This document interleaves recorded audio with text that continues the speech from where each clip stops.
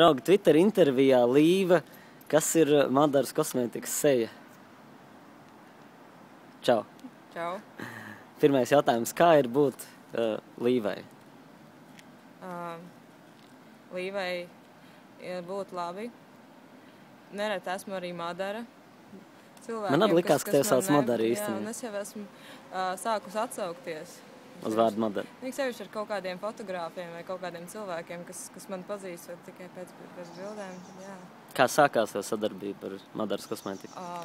Es strādāju kopā reklāmas aģentūrā ar Lienu Drāznieci, kas ir dizainere, un Zana Rugina, kas ir mārketinga meitene. Un tad Zana satika Loti, izdomāja, kad ir jātaisa kosmētikas firma, atrada Lienu, kas taisa fantastisku dizainu. Tad ilgi nevarēja atrast modeli, kamēr paskatījās 2 galdus tālāk un teica, klausies, braucam nedēļas nogalē pamēģināt. Tas bija pirms 4 jau gadiem, ja ne pat vēl senāk, tad, kad Madarai bija 3 produkti tikai. Tu pati lieto Madaras kosmētikas produktus? Kādas tu lieto? Labi, nevajag īstenībā kāda starpība, bet tu jau tāpat nezinās visus. Nē, nav arī ko reklamēt tur īstenībā. Vai tu pati jūties, ka tas ir tas, ko tu gribi darīt un kas tev patīk?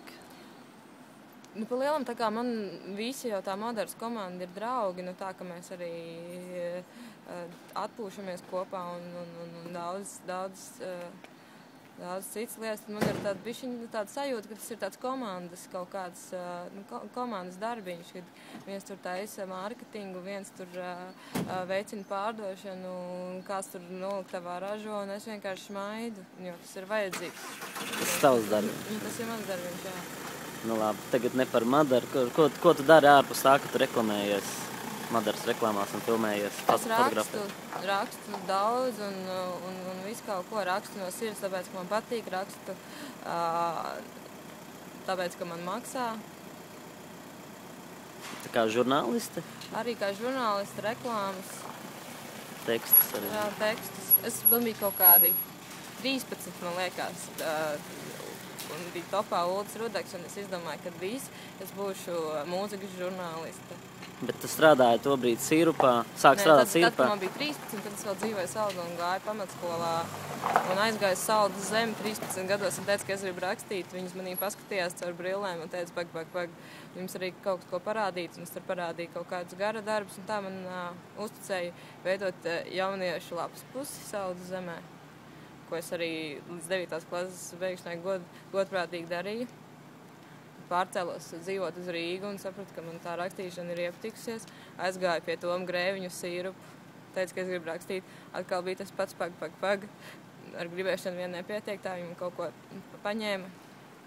Tā es rāšcitā kaut ko rakstīju, tad pēc tam popkornām pārgāju, rakstīju par mūziku, un tad es vienā brīdī sapratu, ka tā latviešu mūzika ir tik šaura niša, un ka 5. reizi intervējot Lauru Eniku, Laura piedod, nav vairs interesanti.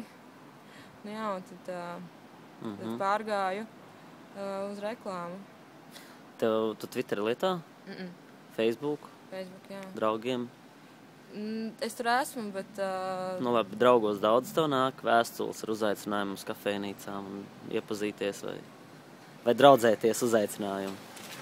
Laikam nē, man nav seksīgā profila bilde, tāda miglaina ar bīzi. Varbūt jāpiestrādā pie profila bildes. Tad taču noteikti no sesijām daudz ir visādas bildes. Jā.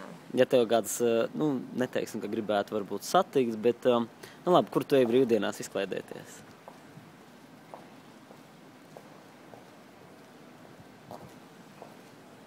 Šis ir visgrūtākais jautājums, man liekas, manā dzīvē. Jo man tā... čau! Čau!